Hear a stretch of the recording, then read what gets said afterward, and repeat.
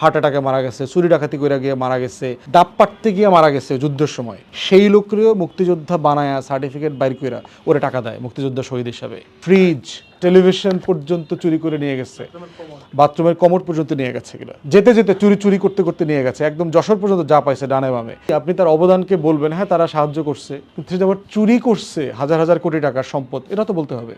শেখ মুজিবের, আমরা এটা বারবার বলি যে সারা বাংলাদেশ যুদ্ধ করে একবার স্বাধীন হয়েছে 9 মাসে, শেখ মুজিব একা 10ই জানুয়ারি দিল্লিতে বসে গান্ধীর সাথে, ইন্দিরা গান্ধীর সাথে নেগোশিয়েট করে বাংলাদেশকে আরেকবার স্বাধীন করছে। একটা বিষয় তো হচ্ছে যে স্বাধীনতা যুদ্ধের ইতিহাসটা বাংলাদেশে আওয়ামী লীগ একপক্ষীয়ভাবে চাপিয়ে দিয়েছে, এবং এই চাপিয়ে দেওয়ার প্রত্যেকটা শব্দ বাক্য হচ্ছে কলকাতা এবং দিল্লির লিখে দেয়া জিনিস। বাংলাদেশের স্বাধীনতা আন্দোলনের যে আজাদি আন্দোলনের যে একটা লড়াই, অবদান, এটা বাংলাদেশিরা তার মতো করে কখনো লেখে নাই, বলে নাই, বোঝার চেষ্টা করে নাই। তো আমরা যেটা বারবার বলেছি যে আমাদের কোনো ইতিহাসের কোনো ঘটনা সেটেল না, আপনি যে কোনো সময় এটা নতুন করে বুঝবার চেষ্টা করতে পারেন যে আসলে ওটা সত্য ছিল কিনা, আসলে ওই ঘটনাটা ওইরকমই কিনা। পৃথিবীর বহু ঘটনা আছে আমরা বিভিন্ন সময় জানতাম, বিভিন্ন ভাষা আসছে। 30 লক্ষের ব্যাপারে দেখেন, বলা হচ্ছে 30 লক্ষ লোক মারা গেছে। 30 লক্ষ লোক মারা যাইতে হইলে যেই পরিমাণ রিসোর্স, গুলি, সেনা খরচ করতে হবে, এটা সিম্পলি প্র্যাকটিক্যাল না। ঘরে ঘরে যে পরিমাণ মানুষ মরতে হবে, এটা প্র্যাকটিক্যাল না। যে পরিমাণ সোলজার এখানে স্টেশন থাকতে হবে, সেটা প্র্যাকটিক্যাল না। এখন দেখেন মুক্তিযোদ্ধা কাউন্সিল বলছে যে তারা শহীদ মুক্তিযোদ্ধার ভাতা দেয়, এমন ভাতা দেওয়ার সংখ্যা হচ্ছে 11,000 সামথিং।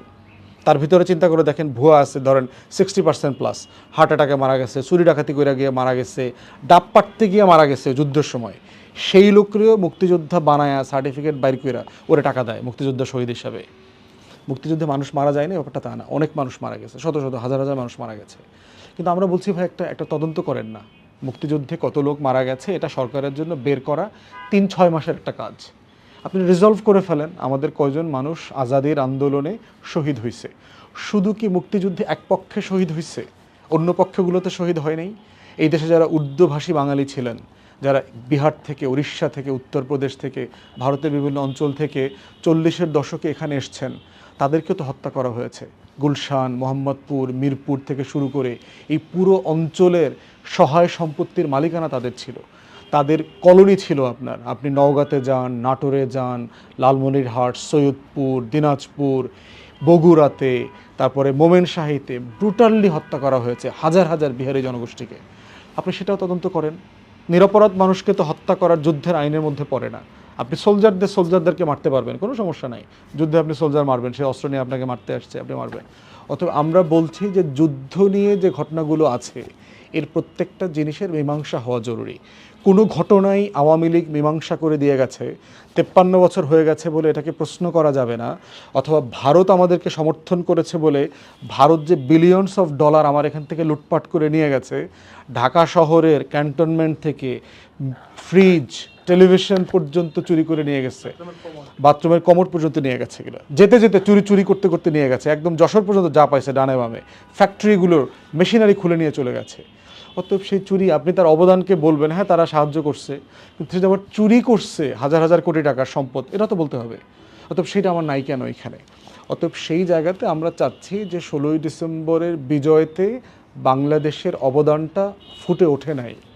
এখানে জেনারেল ওসমানীকে আসতে দেওয়া হয়নি, সে সিলেট থেকে বিমানে উঠেছে, ঢাকায় ফিরে আসবে, তার হেলিকপ্টারে গুলি করা হয়েছে, তিনি পায়ে তার গুলি লেগেছে, কপাল ভালো তার সফর সঙ্গী সহ যারা ছিলেন তারা বেঁচে গেছেন, কেউ মারা যায়নি। এরপরে দেখেন ভারতীয় সৈন্যরা চলে যায়নি বিভিন্ন জায়গায়, 19টা মহকুমাতে, বাংলাদেশ তখন তো মহকুমা ছিল, জেলা ছিল না, 19টা মহকুমাতে ভারতের ডিসিএসপি অ্যাপয়েন্ট করা হয়েছে। বাংলাদেশের প্রত্যেকটা ওসি ইন্ডিয়ান অফিসাররা, ইন্ডিয়ান সৈন্যরা দায়িত্ব নিয়েছে প্রত্যেকটা জায়গাতে জায়গাতে। জহির রায়হানকে ধরে নিয়ে গেছে কারা?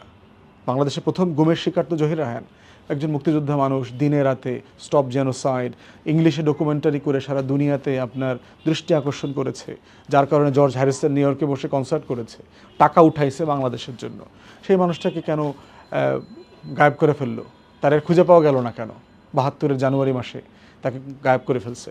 তো এই প্রত্যেকটা ঘটনাকে আমাদের যুদ্ধের ইতিহাসে ফেরায় নিয়ে আসতে হবে, নতুন করে খুঁজে বের করতে হবে।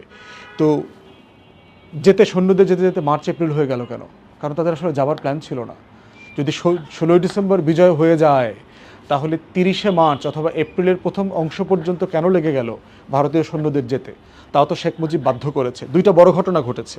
জুলফিকার আলী ভুট্টো তখন জাতিসংঘে গিয়ে এটা আমার টেরিটরি, পাকিস্তানের টেরিটরি, মানে ভারত দখল করে রাখছে, এটা সে দাবি করেছে, জাতিসংঘে গিয়ে দাবি করেছে। আর দ্বিতীয়ত হচ্ছে শেখ মুজিব ফিরতি পথে 10 জানুয়ারিতে ইন্দিরা গান্ধীকে দিল্লিতে গিয়ে বলে আসছে, আপনাকে অনেক ধন্যবাদ, আপনি আমাদেরকে সাহায্য করেছেন, আপনার সোলজার উঠায় নেন। শেখ মুজিবের, আমরা এটা বারবার বলি যে সারা বাংলাদেশ যুদ্ধ করে একবার স্বাধীন হয়েছে 9 মাসে। শেখ মুজিব একা 10 জানুয়ারি দিল্লিতে বসে গান্ধীর সাথে, ইন্দিরা গান্ধীর সাথে নেগোশিয়েট করে বাংলাদেশকে আরেকবার স্বাধীন করছে। আদারওয়াইজ বাংলাদেশ ইন্ডিয়ার কলোনি হয়ে যেত। এবং সেই কারণে যেটা হয়েছে, 19শে মার্চ অথবা 17ই মার্চ 72-এ ফাইনাল কুচকাওয়াজ করে ভারতীয় সৈন্যদেরকে বিদায় দেওয়া হয়েছে। এবং তারা যেতে যেতে এপ্রিলের ফার্স্ট উইক সেকেন্ড উইক পর্যন্ত লেগে গেছে। অতএব এই ঘটনাগুলো তো আসতে হবে আমাদের হিস্ট্রিতে। অতএব 16 ডিসেম্বর আসলে আমার বিজয় দিবস কিনা, এই কথা আসতেই পারে। এটা আমার বক্তব্য, আমার ব্যক্তিগত অবজারভেশন। হিস্ট্রির যে কোনো ঘটনাকে আমি চাই নতুন করে তরুণ প্রজন্ম বুঝুক, আলোচনা করুক, তর্ক করুক, আমার সাথে দ্বিমত করুক। দ্বিমতটাও একটা মত। এভাবেই তো বুদ্ধিভিত্তিক চর্চা হবে, রাজনীতিতে নতুন বক্তব্য আসবে এবং সেটা আমাদের সবাইকে সমৃদ্ধ করবে। আমরা দ্বিমত করে একমত থাকবো জাতীয় স্বার্থের ব্যাপারে।